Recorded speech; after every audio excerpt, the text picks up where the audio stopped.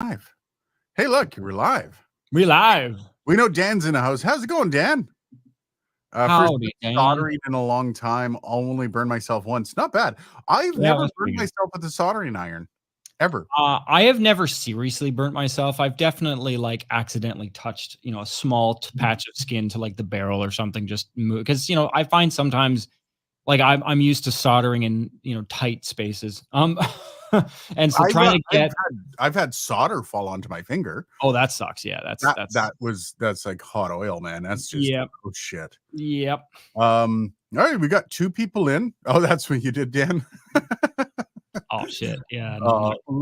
Yeah, no, I that's the one thing I've always had total respect for the soldering iron because those things get fucking hot. Yep. And no, thank you. Yeah, I've got the one with the readout, the digital readout on it. So I set it to like a temperature, and then you just see it start real slowly. It's like 2 degrees, 5 degrees, 7 degrees, and then suddenly it shoots up to like 98 degrees, 105 degrees, and you're like, all right, we're officially fucked. Yeah, I've got the exact same one as you, actually. I think. Yeah, probably. It's a Weller. I like UK. Greetings from the UK. How's it going? Richard is in here. It's interesting. You're on a different account, Richard. Shieldsup.live. Interesting. It's weird. YouTube's been showing names oddly lately. I don't know. Anyways, Embarrassford, greetings also from the UK. We get a lot of people from across the pond, Dylan. Yeah, we do. I was thinking about that. Yeah. SR375 in the house. Love my Hako iron, although I got a hot airwork workstation, and that's a bomb for SMD components. Yes, 100%. Well, it's not only the bomb; it's pretty much the only way to do it. Yeah, and also you're doing some pretty hardcore stuff if that's what you got. A hot air. Well, but sometimes, like I took apart. This is good segue. I took apart a PreSonus years ago, like a central station. It's like we're talking like an $800 unit here. Like it's relatively serious for them.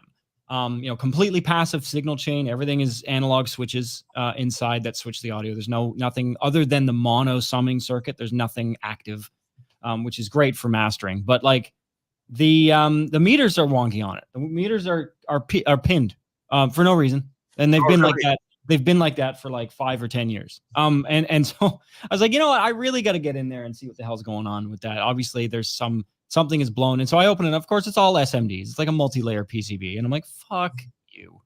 That sucks. And you're not using, a chisel tip to do anything on that. Chisel tip. Oh dear God, you're taking 7 things out at once. Yep. By the way, my guitar's officially sold, eh? Nice. My electric guitar. And this new one that I'm getting, I'm actually gonna put it on. I'll get to the comments here in a sec. I gotta show you guys this. This is gonna be the new guitar that I'm getting. Nice. Here it is. Share. There we go. Take this off. This is the ST Hollow Body 2 Piezo. Look at that. Yeah, they've got the black and gold. What do you prefer, the black and gold or the blue and black? Black and gold or blue and black? Yeah, I can show you the black and gold one if you want. It's right here. I like that one. I've never had a guitar that color. I've always wanted some. Yeah, this is the usual. Okay. Like this. This is standard, right? Yeah, I like the teal one. I like the turquoise one. I mean, I can see the appeal. The other one is classic, right? I mean, but if you're looking for something that's a little nouveau classic, that one, because it's the same design, it's just different. Yeah, it's just teal. I just love the look of that. Especially like the kind of the tiger stripe of it. Like, man, that's sexy. I'm looking forward. Like, this is going to look good in video. It's the acoustic electric, so it's a hollow body electric guitar, and apparently it's hollow. And it's got a piezo back piece, and apparently the piezo is really nice. Like, it's really good. I've heard some reviews on it, and I've heard some of the playing. It sounds gorgeous when you play them mixed, and the fact that you can output to 2 different sources. So that's really cool. Yeah, you output the acoustic to an amp, and you output the pickups to your computer. Yeah, it's got to sound nice. That's going to be my new girl. That's going to be also kind of a guitar that kind of suits my style a little bit more than let's take that off here. How do I remove? There we go. Not that the Schecter was bad, but the Schecter was touch or shred. No. And like I've been the same. Like there's been people that'll be like, "Can you shred?" I'm like, if I gave a shit enough to shred, yeah. Yeah, Like I like I used to work on it, but not anymore. I invest in the skills that I personally use creatively. I don't invest in a skill just because some, sort of guitar cults have decided that it's the primo of guitar skills. Yeah, no Like I kidding, right? I know some finger picking guys that could shred circles around some of these metal guys, man. Yeah. Like, it's that I don't buy into that. I think, when you're learning a skill, you don't need to be exactly perfect at it. Just learn to be good at the things that you need from the skill to do, right? Well, no, so this is kind of like this is weird to think of, but from a guitar player's perspective, you got to be excited to play the instrument. And I wasn't Yes. really excited to play the Schecter. It was nice, but plugging it in, like it had the Sustainiac, which is a sustain pickup that you toggle and it'll never die until you cancel it. And I mean, it's a little dumb. Something I mean, wouldn't do. I've got a pedal that does that. Yeah, it's a sustain pedal, right? It's a synth pedal. And, Oh, and synth so pedal? so you can, I could like strum a chord in it with an organ patch, and there actually is some pretty cool organy sounds on that synth pedal. It's such a gimmick to buy, but I'm like, man, that could give me some cool creative tools because it's a unique sound. But you could just hold the chord. I just hold the pedal down while the synth pedal's on, and I could solo on top of it, and it Yeah. just stays there, a big organ chord. It's fun. But yeah, having that on the guitar is annoying because you have to take and I like bridge pick. I like the neck pickup more Yeah. than the bridge for a lot of stuff. Oh, you jazz guy, you. Blues, man. I straight up prefer the blues. I prefer blues rock. Always have, and that bridge pickup, man. When the instrument is by itself or like really kind of thinned out in a really sparse mix, I do like the neck pickup or the Yeah. neck and bridge combined, although sometimes I find that can be almost a little too pointy, so I'll still skew it more towards the neck. Yeah. But then oftentimes in a mix, the bridge cuts through better. Yeah, So absolutely. if you've got a lot going on, I don't know in a ton of cases that I would ever choose the bridge pickup clean because honestly, it's one of my I hate the sound of bridge pickups for certain kinds of music, like country. It works really well. Yeah. But most of the time, I'm like, it just sounds like a piece of wood. I hate the sound. But that's why I would be in your area going to the neck pickups. Got more body on it. Yeah. And it sounds smoother. Anyways, we got to get back. Everyone's still talking about solder burns here. In my teens, I was using a soldering iron and wearing shorts. I dropped it and only just missed. Oh man, I've had that. Well, I've had that a few times. 100%. I was welding. Oh, I think I was 22. I was welding. That's and worse. There's the dance of the hot ember and shoe that you do is where you get one of the pieces of flux that comes off and it hits your shoe and it'll either burn through your shoe or it'll hit right behind the tongue and it would just sit on the top of your foot and burn. And you don't notice it until it gets through your sock. And then by then you can't get you've got to take your mask off. You got to put the thing down without electrocuting yourself. Yeah. And then there one time, one kind of hit me right on the shirt and it like dug through the shirt and then it fell right to my belt. Right where my belt was. Oh man, I haven't torn my pants off that fast before. Man, that was bad. Yeah, no, I was unsuccessfully putting together a touring machine kit, but redeemed myself by actually fixing my PVPC 1600X. Nice. Also, PV respect. There's something about PV that just like, oh, I love it. Man, I have a bass amp actually, like a big sucker, and it's a PV. And honestly, it's for a combo bass amp. It's the best combo bass amp I've ever heard. That's nice. It surprised me. You remember the small practice amps? Oh yeah, man, that's straight up my generation. 100%. That distortion is legendary. Yeah, it is. It is. You can never put it on anything. But it's a legendary. That's the stuff that used to get you excited to play. Yeah, you're a kid. That you touch that, you're like, oh yeah, there it is. Yeah. Barefoot scar lasted for some years. Dan, I've done that with hot charcoal. God damn. Luke, hello, you beautiful Canadians. How's it going, Luke? Hi. We're the Canadians, eh? Hey, but I'm into barbecue too. Gross. Every pair of pants I've had for about 20 years has solder burns on them. Oh, solder. It's solder. see, I this was is one of those. This is one of those NAB NAB things. That's what this is. Yeah, you know what? It's funny. I actually just before this stream, I got a comment on that video because I did the video and then I did a joke video how I was going to now pronounce the L in solder. And I basically, it's actually one of my funnier videos that I've done on this channel. Pissed people off like nobody's business. Oh, you want to get into another debate? Go aluminum. I worked with the girl. You knew who I worked with. You knew at Element FM. Yeah. And I was in the middle of the morning show and I was talking. I'm like, okay, so this question of the day was, what words do you think, or it was something along the lines of, what words do you use that aren't necessarily Canadian?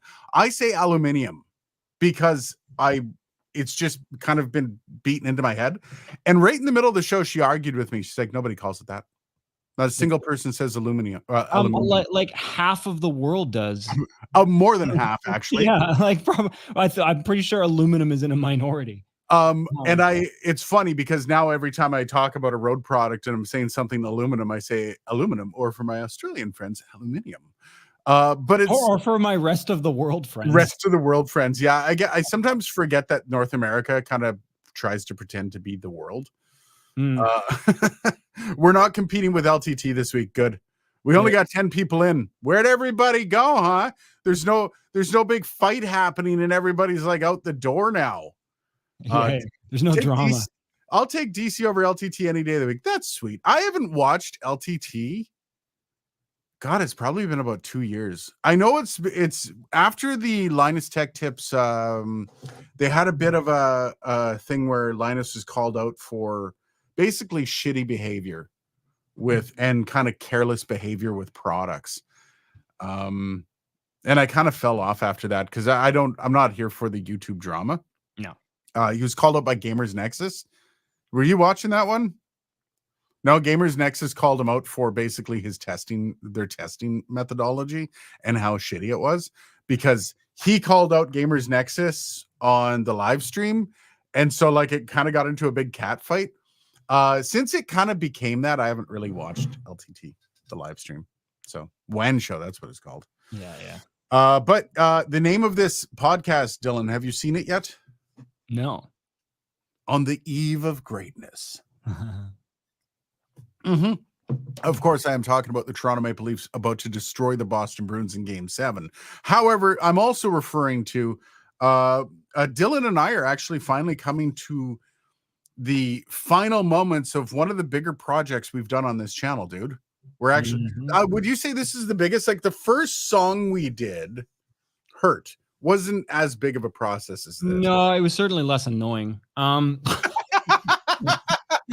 What's the most annoying part about this song that we're doing right now? I plead the fifth. I plead the fifth, but I will say it's square and it has 4 sliders on it. Hey, you know what? It's nothing bad about the product. You know, the Rodecaster series are, for their price point especially, a phenomenal offering of features. Oh, absolutely. But there are certain things like, okay, so you know, in looking into some specs this week, you know, I'm trying to figure out, you know, a large spend on my studio. I got my SSL issued that I've talked about on this stream before. The performance just isn't there anymore. And so I need something else. In my case, my current infrastructure is MADI, which for those that may have never heard of that before, it's a multi-channel digital audio protocol that basically single fiber optic or coax cable, 64 channels of audio up to 48 kilohertz at like 0 latency.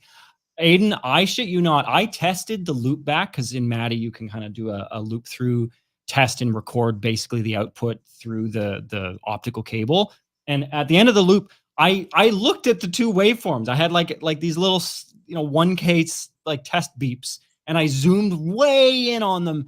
And the sample that was I don't know how this is possible. Don't ask me how this is possible because I have no idea. The sample that was recorded from Pro Tools was before the sample in Pro Tools. I'm not kidding. I spent I spent an hour and a half doing this over and over and over again, trying to figure out what, and every time it was before. So there's some delay compensation or something going on because that's physically impossible. But That's awesome, though. all this to say, like, I looked at Dante. Everybody these days seems to get very, very rigid and hard for Dante. And everything at NAB was we speak Dante. That was literally, everyone had a little sign up that said we speak Dante. Or yeah, and like Dante, don't get me wrong, Dante is a phenomenal protocol. You know, it makes things so easy and flexible. You can use standard network hardware to run it with your standard network traffic. Like, it's amazing. And the ability to like daisy chain interfaces together, like, you know, Dante essentially for a PC user could be the solution to the Mac aggregate device problem, right? Because with Dante, you got a whole network of devices. You can route transmitters and receivers anywhere you want. But that also leaves a lot of opportunity for screwing something up.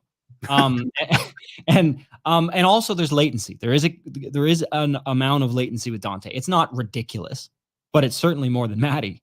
And so, you know, 64 channels in and out, it's probably all I'm ever really going to need. You can get Maddie cards with 2 ports on it. I'm like, I don't need that. But the reason I go with Maddie is because it's freaking reliable. I have never had a dropped sample. I have never had the converters crap out and spit. The only thing I've had is obviously I got a noise issue right now. But as far as the reliability between the converters, yeah, you and your light. Fucking light. But the communication between the converters and the computer there is nothing more solid than that, which makes sense because Maddie is used in a lot of like live broadcast scenarios, like recording like big broadcast trucks. That's been like the big driver for Maddie for the last forever, because you can run a Maddie like a single mode fiber optic cable, like I think it's up to 2 kilometers or something ridiculous. Like, but anyway, so all this to say is I'm going to stick with Maddie because Dante, yes, it's flexible, but there's latency as a consideration. The native sample rate is 48K, even though theoretically it can spec up to 192. That weirds me out a little bit. I got to look more into that. And again, I've already invested in Maddie hardware, so I might as well stick with it. SR375, why can't Rodecaster speak Dante? It has Ethernet. This is true. I don't know. Like, so I looked up because, you know, learning more about Dante. Yeah. Like, I was like, can Dante run on just a regular NIC, or do you need to buy like a specialized? And apparently, no. Apparently, it can run on a standard NIC. If you install like the Dante virtual sound card software, you can essentially use any Ethernet port. But then I'm looking at Focusrite that sells their RedNet Dante card, which is like over $2,000 for a card that has an Ethernet port on it. And I'm like, okay, well, that has to be offering something more than your, you know, I would imagine probably a more reliable connection, maybe a little bit less latency. Yeah, Dan says Rode probably hasn't paid the licensing. Yeah. That's just it. Richard says, by the way, Richard, how's it going? It's a license. Yeah. And you know what? It's you know what's funny about that though, is it's a license from an Australian company. Audinate. The license is owned by Audinate. Audinate made Dante. So think about that though. You could turn the Rodecaster Pro 2 into how many channels did you say? 64? No, that's for Maddie. I think I think Dante's more. More than that, like in terms of total throughput. So I mean, yeah, theoretically you could have a podcast with 70 people, Rode. This is what we're talking about. We need a podcast with 70 bloody people. Yeah, and so like, I mean, I'd like to be optimistic and say that maybe incorporating Dante is purely a software change, but I have this distinct feeling that there may be some hardware requirements that they need to. So I don't know that they could issue a firmware update and suddenly enable the Rodecaster Pro for. I don't think the Rodecaster Pro 2 is getting Dante. No, quite frankly, I don't think it needs Dante. It's not for that. I'm also going to put something out there for these people that are like, wow, we need 6 microphones for our podcast. Podcasts with more than 4 people generally suck. It takes a lot of talent and a lot of discipline in the moment too. Oh, so much discipline. So one of the reasons you'll notice morning shows rarely have more than 3 people is because to find the chemistry between more than 2 people is so rare. To find it between 4 people is wildly rare. Well, and the conversational flow gets exponentially more difficult because you got people talking over each other. Even sometimes with a 3-person morning show, usually most morning shows, their first day are shit Oh, because they they take don't years to get good. yeah, they don't have that tempo. They don't have Yeah. that pulse yet, right? That to their conversation. They don't have that flow. And so you throw 10 people in a room together and have them. I mean, you see it on YouTube. There's a lot of these like, red pill podcasts and panel Yeah. discussions that you see where there's like 4 people on either side. And sometimes it just turns into a bar brawl on mic. You're like, okay, one at a time. Jesus. There is NDIS for video. Why not have an open standard for audio that is accessible? That's a fair question, but there's too much money in it. That's why. Yeah, well, and ultimately, I think a lot of these, especially because again, we're talking about super robust protocols here, and protocols that a lot of very expensive companies like Maddie was a joint venture between SSL, Sony, Philips. I'm pretty sure Sony and Philips seem to be involved in a ton of shit. Like Sony's, it's like Spitif, obviously, but like. These standards have to be upkept to some degree, and there's a cost associated with that. So I do understand the licensing model. I find there is still some gouging. I don't feel like some of the licensing costs need to be as high as they are. Yeah. Like if you want people to adopt and embrace your new protocol, that may be vastly superior, like, I don't know, maybe create some incentives. SR 375. You watch morning shows, really? Actually, well, I was on a morning show. I was the head of a morning show for years, but also at the same time, the same concepts behind morning shows work for podcasts. Just it's the slightly different delivery and stuff like that. But I've seen some crash and burn productions because people tried getting more people on. Oh, more voices is always better. It's not.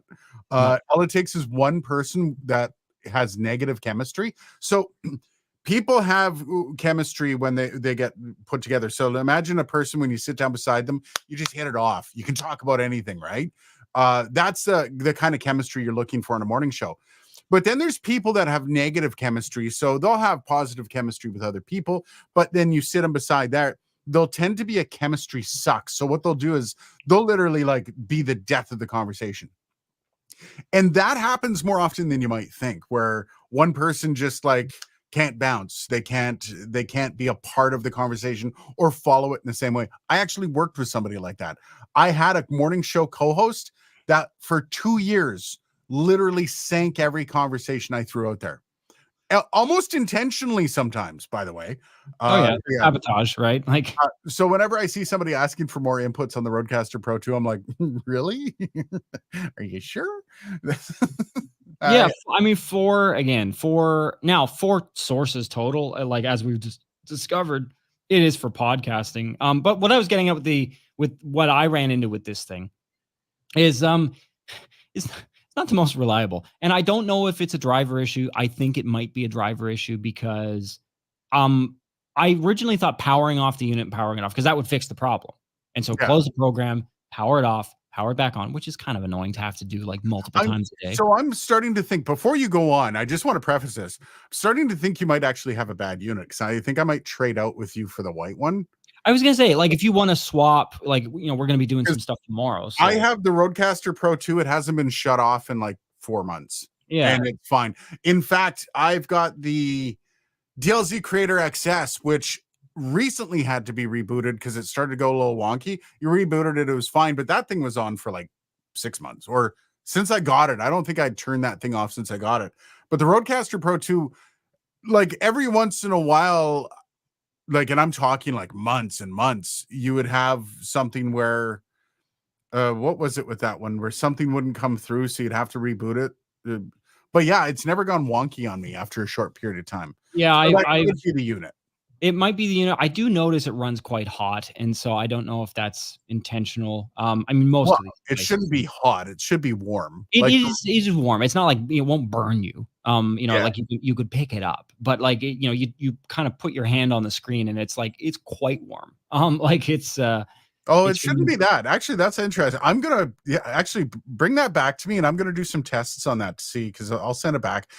I don't think that's a natural problem with the Rodecaster Duo, because even here I've outside but of so recently. what I was getting at was I think I thought it was a hardware issue and just the hardware either throttling itself because it's getting too hot, possibly. And so I got in the habit of turning it off and only running it when I'm doing this session because, quite frankly, I haven't really been using it, other than for this song and occasionally opening a session, not remembering what playback engine I had in Pro Tools. But then I started to just close Pro Tools and reopen Pro Tools, and the problem goes away.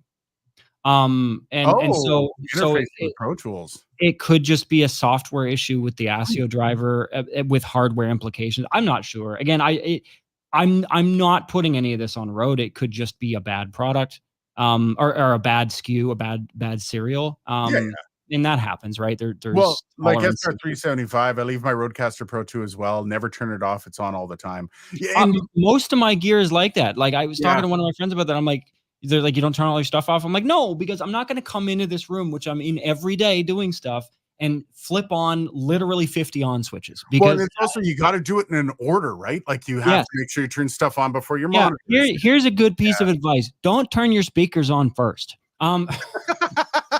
Unless you want to hear the song of their people.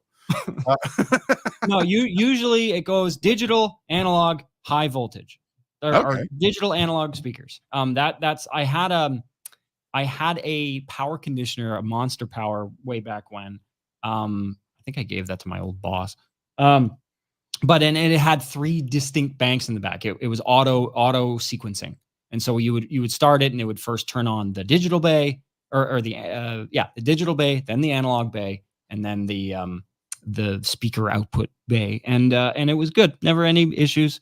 One time, got a power conditioner. It didn't auto sequence, and I didn't think about that. And then I turned it on and I fried a woofer. Yeah, everything going on at the same time is not good for speakers. So I had the PreSonus AR8 way back in the day, way back when I first started this channel. And I used to turn it off, but my cat figured out how to turn it on. I'm not exactly sure how, because there was a switch at the back. And my cat I would leave for work. I was doing a morning show, so I'd drive to a morning show at like 4:30. And then the rest of the house would be woken up by this like loud squealing stuff from the thing being turned on, because I guess I left my monitors on the one time. I turned the unit off and left my monitors on, not thinking. So yeah, and I ended up blowing one of the PreSonus monitors. I ended up swapping it out, but yeah, stupid cat. So much gear have OLED screens now. You can burn those in very easily if it doesn't sleep properly. I don't think the Rodecaster has OLED. It might. It's a very high quality screen, whatever it is, in terms of like color rendering and all that. Like it's definitely not your and the blackness of it too, eh? Yeah, but I've had that thing on. It has, and there's no burn in with it, so maybe it's just not bright. No, yeah, I'm trustful that they've put something in here that is, befitting of the application. Of static stuff being on the screen most of the time. But I do wish it would go to bed. In fact, we were looking at the Allen and Heath CQ12 for production studios at work. And one of the problems I brought up is that it doesn't have an auto off. It's for live sound. So it's meant to be kind of switched on and switched off. And so that's going to be sitting in production studios on 24/7, 365. Well, yeah, like you gave me a piece of gear that was running for 20 years. Whatchamacallit? I'm looking at it. I can't remember the freaking name of it. The processor, the blue thing, Cloudlib? No, the processor, the channel strip. Oh, the 528? Symmetric 528. Yeah, there it is. That thing was on for 20 years. It was sitting in a radio station somewhere. Well, and those are built like they're off switches at the back. I don't even know if they have an off switch. Yeah, that's like a lot of DBX. There's a ton of DBX products, some of which don't even really sound that good, but they don't have on-off switches, or they're at the back. Like they're not meant to be switched off. That you can, it won't hurt it, but like it's and there's some stuff that's not with how much of a pain it is to kind of turn this thing on and off and having to hold that little button in. It kind of looks like it's meant to be on all the time, but maybe not. No, SR375 says not OLED, and it has an auto dim function you can configure. Yes, yeah, I do use the auto dim for both the LED, mainly because when it's full brightness, it's obnoxious. Actually, I will swap you out. I've got the white one right here. Actually, yeah, I'll try it out as I kind of finalize tweaks on this mix. one thing about this, you are not allowed to take the screen protector off. I knew you were gonna say that. I knew he was Do gonna say not take the screen protector off. Keep them on, man. I don't. But yeah, like this thing again, when it was I was running this for reviews, it wouldn't get turned off. I would leave it on and swap the cords over for the Streamer X, but it would never actually officially turn off. And yeah, no issues with it. And it doesn't really get that hot, like at all. Like it's warm when it's running, but it's not hot. So I wonder if there is a control surface in this case underneath the Rodecaster. And so if I feel if there's any, because the heat will just compound, right? Yeah. And so like I'm feeling it, yeah, it's not warm at all. So I don't think there's any. So yeah, there might be something in there that's but I mean either way, like it, once you get used to it, you're like, oh, there's that, those consistent drop sample, like those weird aliasing frequencies that you get the clicks. The clicks, but when it's like robotic, when you get that kind of okay. It's like a sample mismatch. Yeah, that's not Rode, man. I don't know what that is. And it could also be one thing that occurred to me is like I am using it through a Thunderbolt 4 port, and as much as most USB devices can, like USB-C devices, shouldn't matter. It shouldn't, but I have found that there can be wonky stuff with certain tech, specifically stuff that's like USB 2.0 running over Thunderbolt and maybe not being the most reliable. So at some point I might try just plugging it into a USB-A port with a USB-A to C cable and see if that does anything. Was the AudioFuse Studio a little space heater? Yes. It's actually sitting right beside me because it's working on Mac quite nicely. Still going to replace that bastard. But the AudioFuse, the original, the little guy, was the real space heater. That thing did not do well. And like my AudioFuse Studio didn't get turned off for like 6 years. So I think I had to reboot it a couple times. Back when I first built my computer system, I had a Ryzen 7, the original Ryzen series. I remember. And this thing did not play well. The drivers for this thing used to crash my computer all the time. Oh god. So it got rebooted back then, but don't forget to swap the PSU at the same time. That's a good point. Yes. So get me when you come over tomorrow to play around with music. Yeah, I'm gonna bring the power adapter. Yeah, bring the power. It's just the ghost in the machine. It's just a ghost in the machine, man. Well, and again, I think, in the case of this guy, it's it's streaming recording data constantly. Like when you're running a session and over the course of several hours, that shouldn't be a huge deal, but maybe for the application. But at the same time, I'm like, well, it's meant for streaming. Some people do 4-hour streams. Like, that shouldn't be a factor. Well, if it's broadcast, if it's being sold to you as broadcast, podcast, any of the casts, it should fall under it shouldn't be turned off anytime. Like you can power cycle it the odd time when it gets quirky, but it shouldn't be like on a daily basis. It needs to be. Steve says, whenever I get new equipment, I put it on a power meter and verify the on and standby power. I hate being surprised by power bills.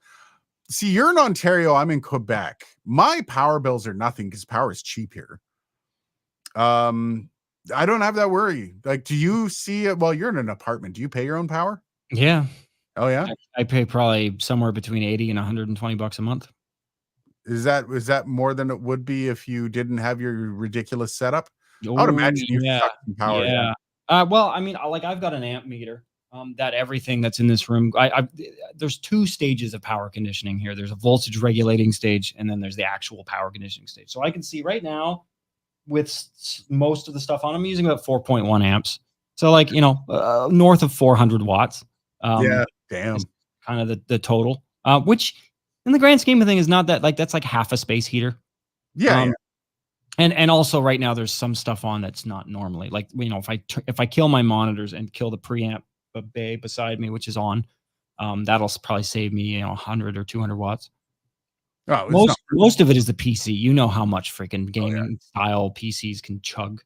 Yeah, and I have that big 43-inch monitor and I don't have it go to sleep ever. It just mine. I've gotten better at that because I spent way too much on this monitor, so I'm trying to trying to break it in. But I do have it set to sleep. But I'm curious, like if I kill the monitor right now, 4.1 amps, and if I kill my screen, let me kill you, Samsung. What are you doing? Okay, well that's not going to happen. Don't you have a remote for your monitor, loser? They didn't come with one for a $500 monitor. I was kind of surprised. No, mine was like 1,200. Yeah, honestly, they're getting to the point where they're pretty much at and the only reason this was that price is because it's 4K and it's HDR10 or whatever. Like this, Richard says 400 watts is like 6 light bulbs 20 years ago. Yeah, it's true. Yeah. I like it. My Rode GT1 5th. I'm guessing that's the Rode 5th gen NT1. There it is. When connected to my laptop's Thunderbolt 4 port has major issues, but when connected to my workstation USB-C, 0 issues. Fascinating. So maybe there is something about yeah, that's interesting. Also, swap USB-C cables might be that as well. Dylan's got he's pretty hardcore with his cables. Yeah, I don't skimp out on. It could still be. I mean, there's lots of expensive crap that's not, but I don't think it's the cable. I will try another cable though, and a different port. My bet's on the port. Yeah, Steve, I love my M1 Mac Mini. It uses no power. Amen. I have the same. Mine's the M2, and it's awesome.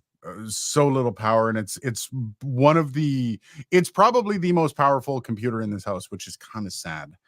I gotta update my PC at some point. That's the second time today I've heard somebody compare their studio power consumption to half a space heater. Dan, you're hanging out with the right people, man. Yeah, that's all I got to say. But yeah, so going back to On the Eve of Greatness, we are going to be shooting tomorrow a music video, which means over the course of the next 2 weeks, we're going to be seeing a setup video of how we did what we did. And I'm not going to give away the whole gist of what we were doing or the challenge we were doing. And the music video will be shared either a day or 2 days after. So we're going to be like talking about how we recorded the song. And the song's actually going to be available for purchase, right, Dylan? Like it's we're going to do that. Yeah. Okay. It'll be up for streaming, up for purchase. Is Hurt up for streaming or purchase? No, I'll put them both up at the same time. Okay. And this is something that I think we're going to be doing more of, kind of question mark, as time allows. This has been a pain for Dylan. This has been easy for me. All I did was show up and sing a bit for a couple hours on a Saturday, I think it was. And yeah, I don't know what Dylan's complaining about. Well, and you procured a concert bass drum. Oh, I forgot about the concert bass drum. That's right. We have video of that too. That's going to be hilarious. Yeah, but like you heard it, it's actually fit really well. It did, and it's tight too. I didn't think it was going to be as tight as it was. Well, no, because there's little tricks, right? You know what I did is because I close mic'd it, but not to the point where proximity effect was really going to be a big deal. It's small, is the condenser, a pencil mic, so proximity effect would be minimal at best. But the my goal with that was to kind of run it because I knew we weren't going to be able to procure such a space, but was to use convolution reverb and put it on like an AO scoring stage, and that's kind of what gave it its sound. So because normally say that again, convolution reverb, scoring stage. So like, the kind of environment where like a film orchestra will perform. Okay. Oh, so scoring stage. I'm like, was convolution reverb, scoring stage. Usually the way they do convolution reverbs is they'll put the emitters or the speakers like far away from where the mic positions are.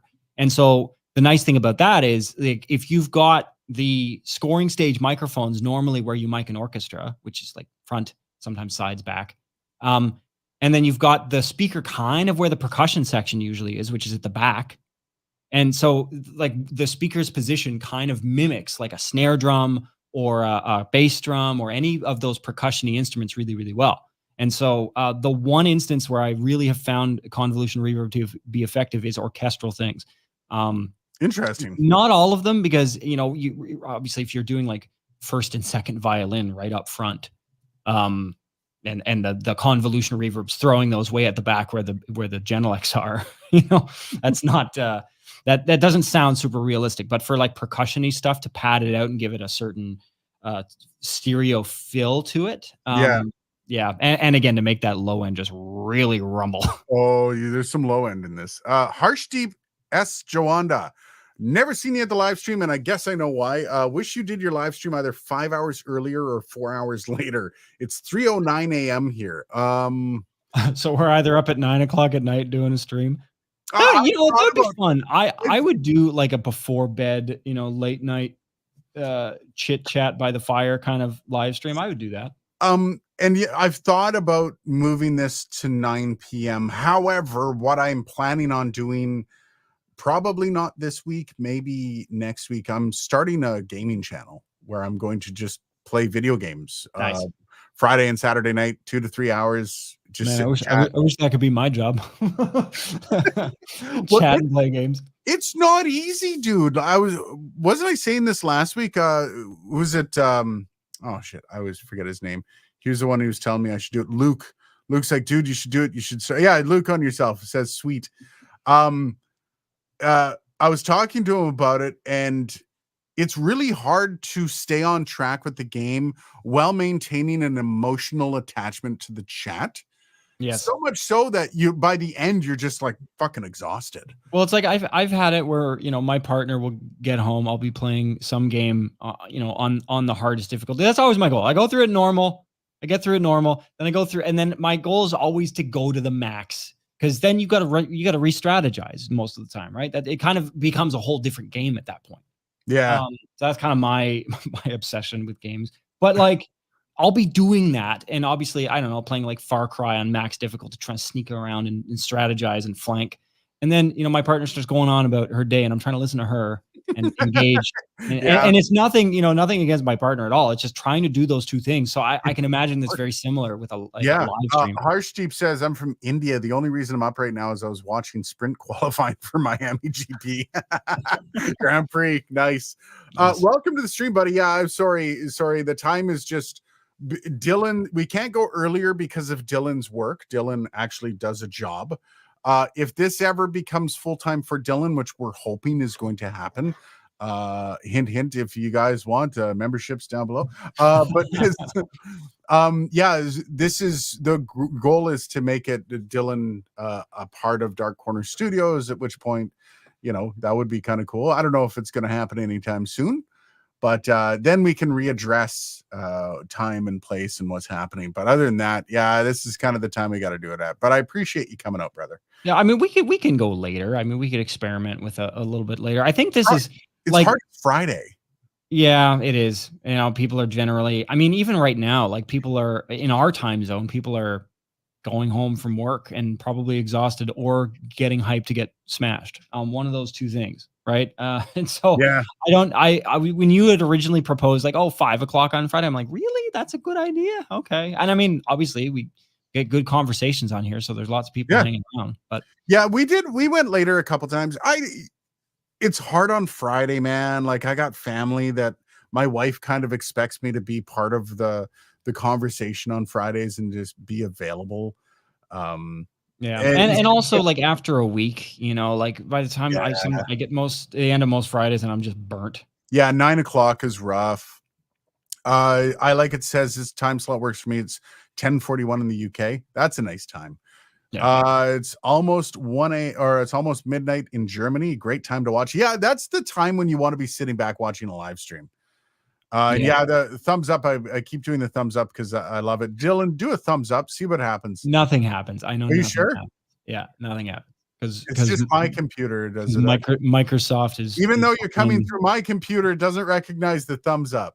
No, because I think there's a LiDAR function. I think that uses like depth perception on the camera itself. Because I know like my iPhone has a LiDAR on the front and back, and there's a ton of weird things that it can do really accurately based on that depth.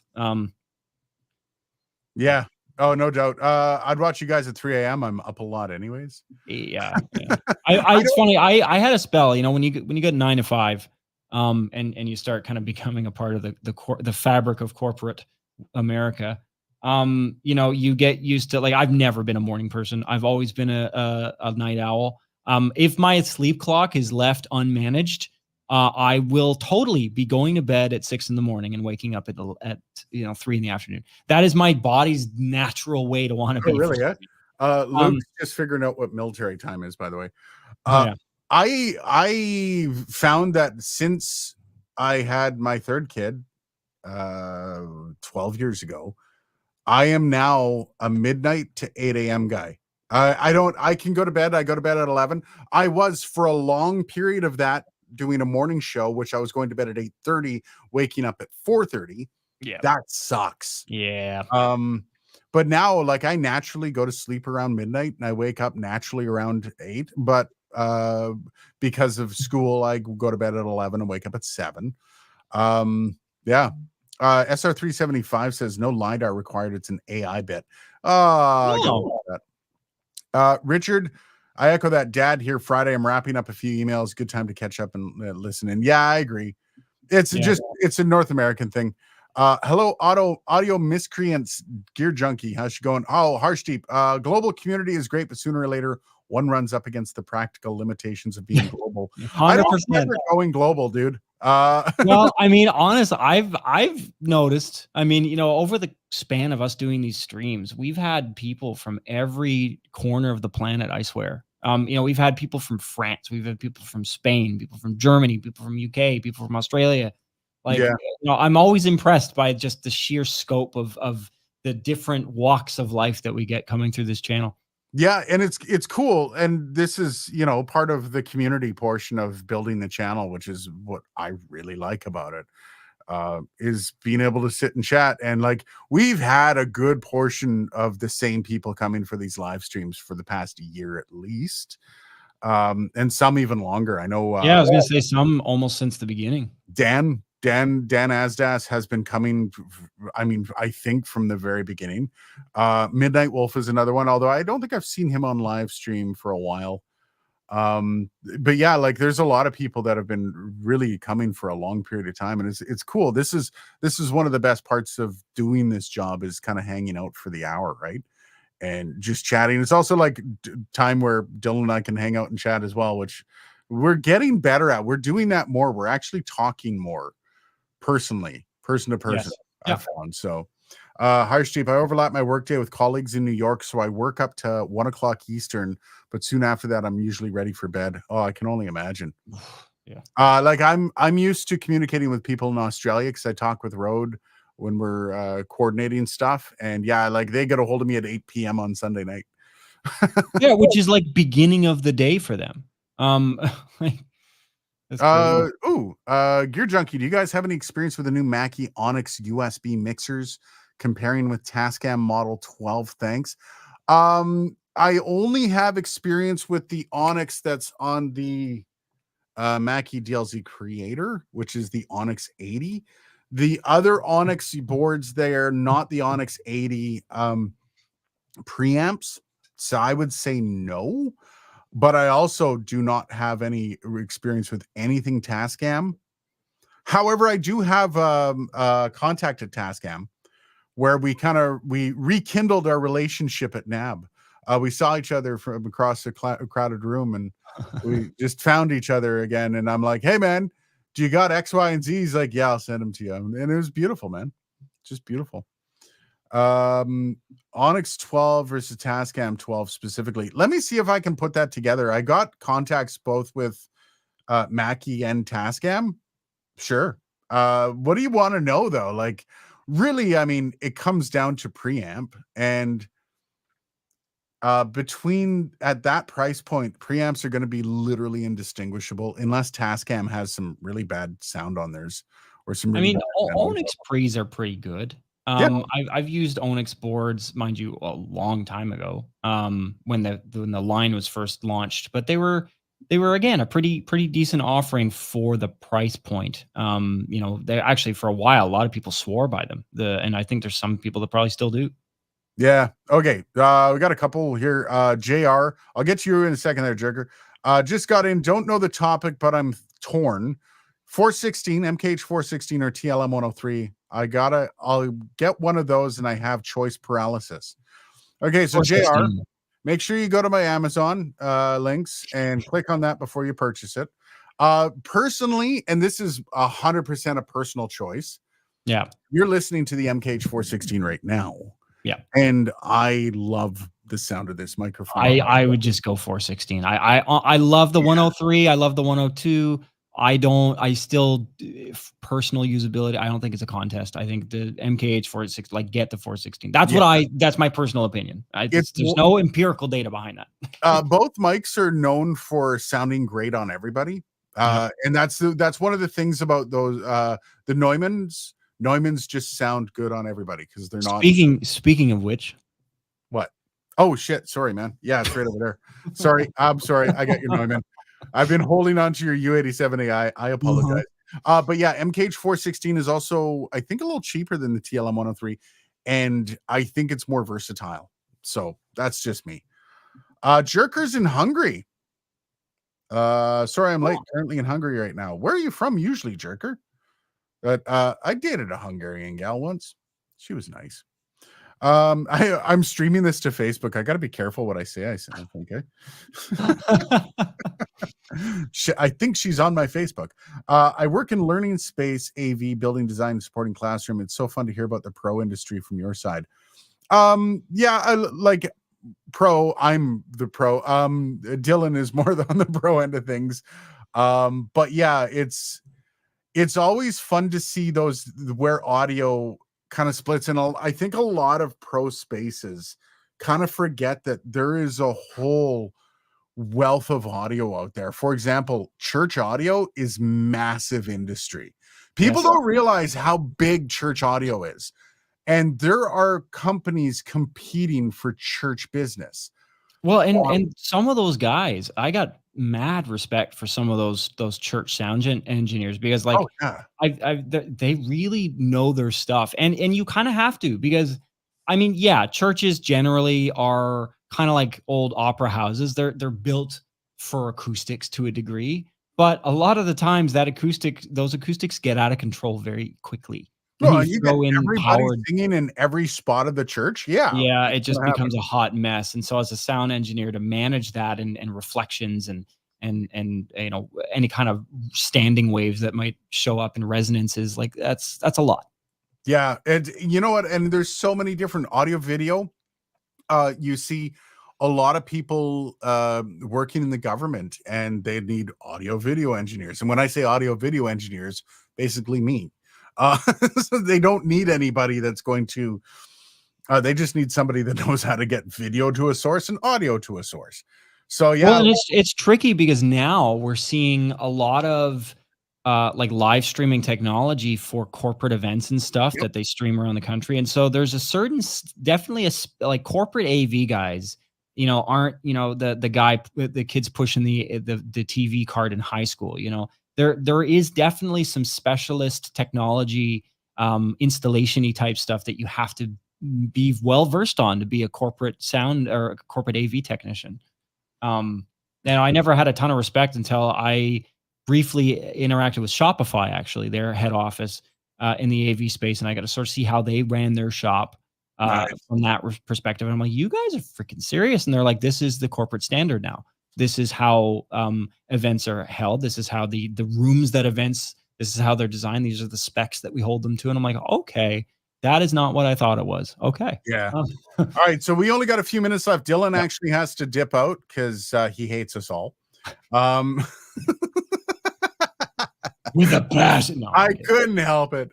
Jerker, I love the streams of YouTubers who are big enough for engagement, but small enough for viewers to actually have a chance for interaction with the creator. Honestly, this is kind of one of the reasons. I mean, do we continue the live stream after the point where you can't even read comments? Like, I'm not even kidding you. I'm quite a ways behind on comments too.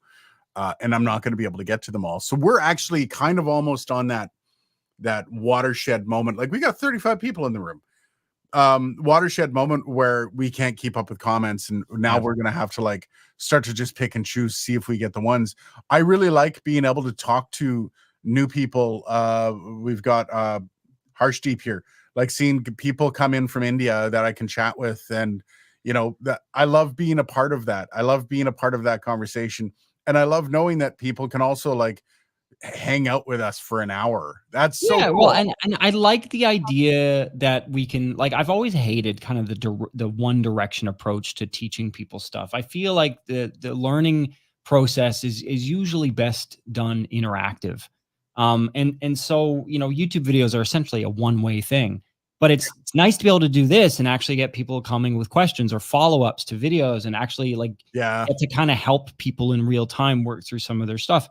But Um, I think you hit the nail on the head too. Like it is a very lonely thing doing YouTube videos, man. Like I can't, there's very few people that I can talk to about this, right? Like you're one of them. You're one of yeah, the few people. My wife doesn't give a shit. no. Friends don't care. Like they're like, oh yeah, that's cool, man. Yeah, that's cool.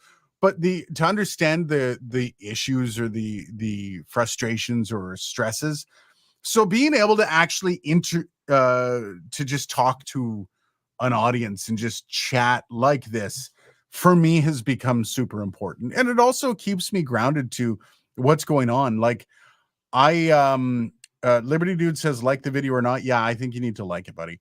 What happened last week is a good example of why I kind of want to be in touch with the audience and chatting with people.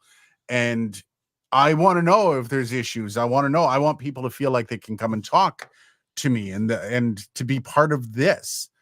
Yeah, I think this is just kind of we'll